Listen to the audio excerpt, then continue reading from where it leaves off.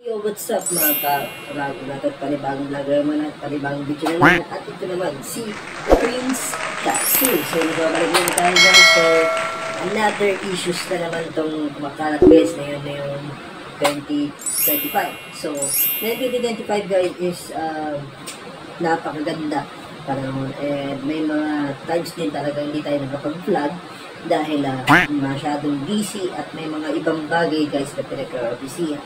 Hindi lang itong pag-video ko. So, ngayon guys, pag-usapan natin about dito sa pinit pa. Pinakamasaklap guys is gaya-gaya na naman. Alam mo na, pag gaya-gaya talaga is wala originality. Example, ginaya mo, or example, ikaw yung original, tapos may nag-pirated, talagang mabawi guys. Lalo na kung makuha na yung sistema na ginagawa mo. Kasi yung mga tao naman, is yan din yung times na mahihilo din yan kung saan siya bibili, saan siya nakain. So, ganun din ang type of guys. Kaya ikaw original ka, kailangan itago-tago mo. Huwag mo rin nagpilatan sa buong internet. Sa maybe inosyo pa sa internet, huwag mo ilantad ng buo. Dapat meron nila. Kaya kung makuha nila yung dapat makuha nila sa'yo, pero meron ka pang natigil na hindi nila nakikita.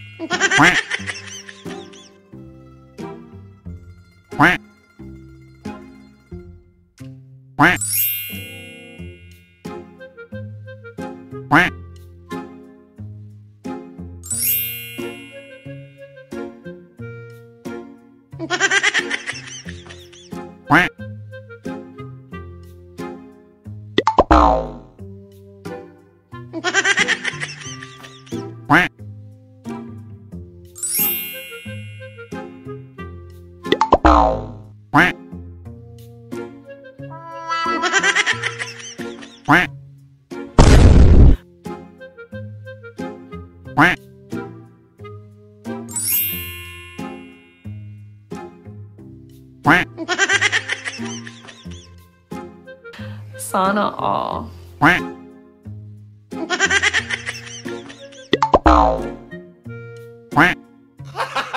Gago!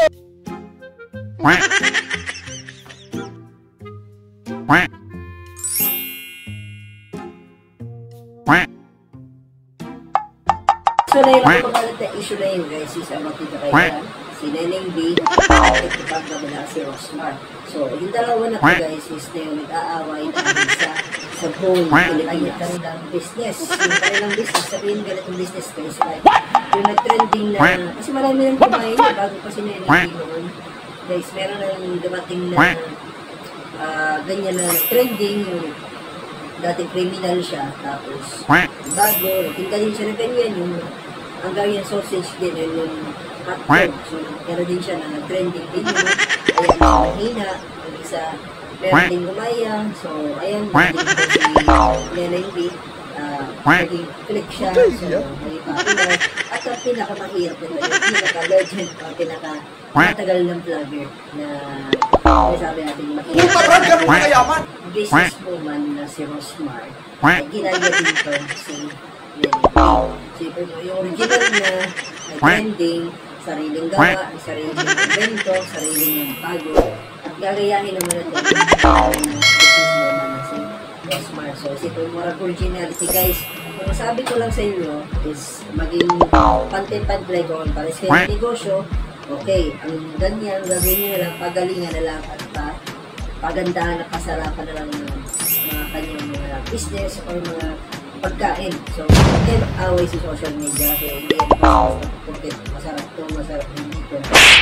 Gano'n na yan, away-away na yan. So, maraming maapektuhan guys na mga tao dyan sa ginagawa nilang dalawa. Para sa akin, ko si Neneng B. Business siya, focus lang siya doon. Nagsunod si Rosmar, business din niya, pares din hotdog din ang binibenta. Rest ko lang,